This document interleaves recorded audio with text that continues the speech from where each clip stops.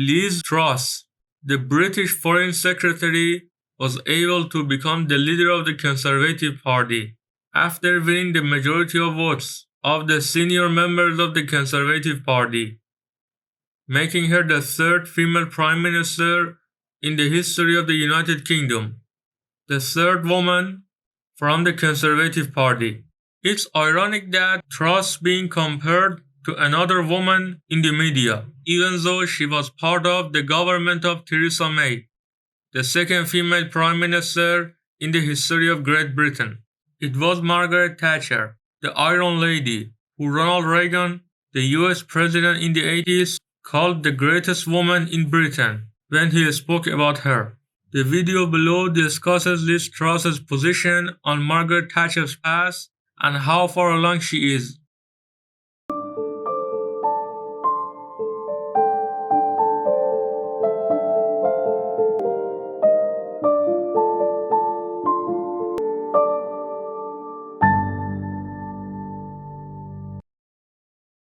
During an interview with Liz Truss, she was faced with an important question. In your opinion, which former Prime Minister of British history has been the most influential in your lifetime? She replied, Margaret Thatcher.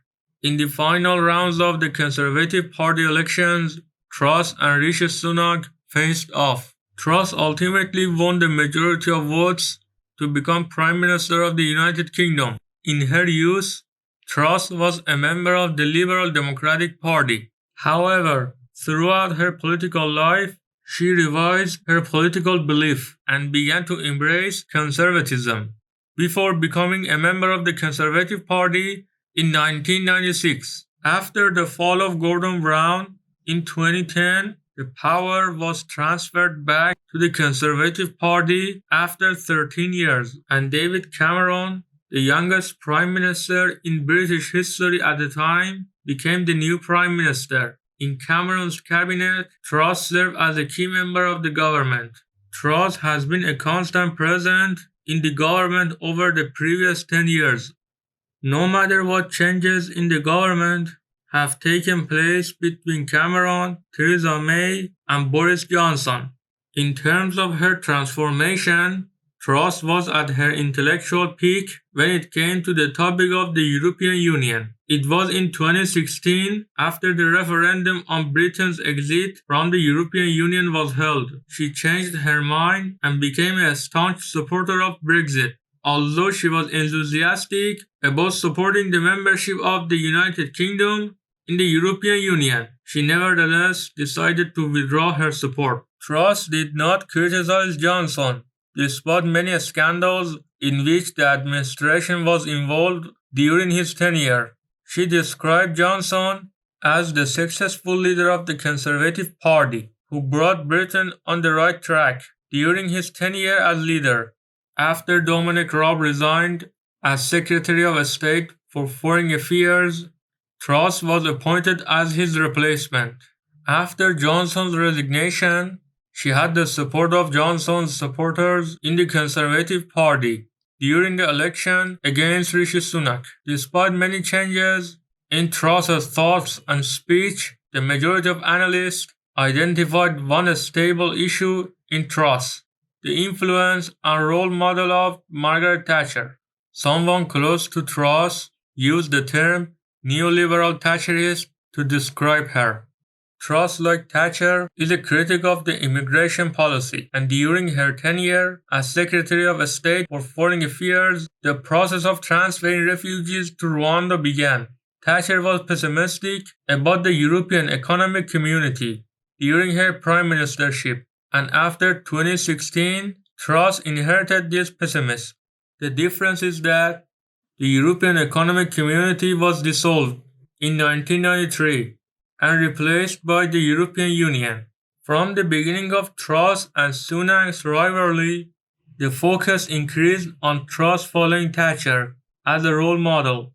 This was to the extent that some believed this was her way of appealing to the nostalgic feelings of the Conservative Party members to win their votes. But this modeling was not limited to the way of covering. Before the Russian invasion of Ukraine, Truss traveled to Russia to dissuade Putin from doing so. Analysts say that this trip is reminiscent of Margaret Thatcher's trip to the Soviet Union to meet Gorbachev in Moscow in 1987. The more focused issue on justifying the similarity of these two trips was the way of dressing and photographing from Truss in Moscow, which was strongly influenced by Thatcher.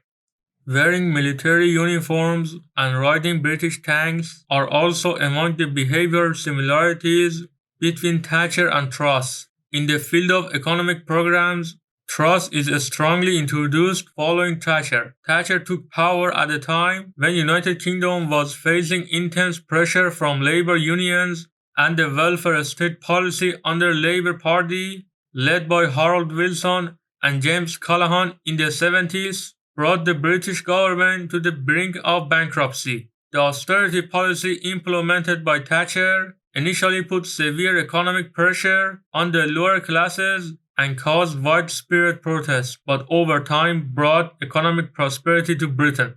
During the debate with Sunak, Truss repeatedly emphasized the drastic tax cut, reminiscent of Thatcher's economic policy.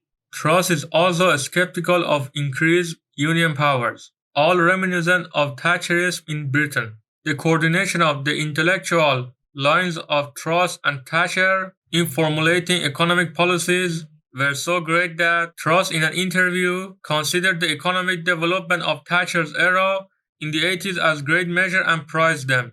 Thatcher's inflexibility and military risk-taking caused her to be known as the Iron Lady in public opinion.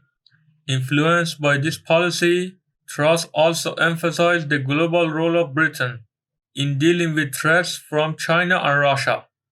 During Russia's attack on Ukraine, she strongly emphasized the decisive support of Ukraine and supported the sending of military volunteers to Ukraine. In an interview, Truss introduced herself as ready to make tough decisions, and she will not hesitate to use nuclear weapons. It remains to be seen how the world, which is going through the corona pandemic and is facing the war in Ukraine and the possible war in Taiwan, will react to the appearance of the claimant of the second Iron Lady. Truss had once played the role of Margaret Thatcher in the school theatre, eventually falling in her path, and through the stage of promotions, she reached the height of her power. In this way, she has also brought Britain with her. Is Truss on the way of Thatcher? Will the relationship between Thatcher and Truss in Britain be like that between Richelieu, the Red Eminence, and Cardinal Mazarin in France? We'll see.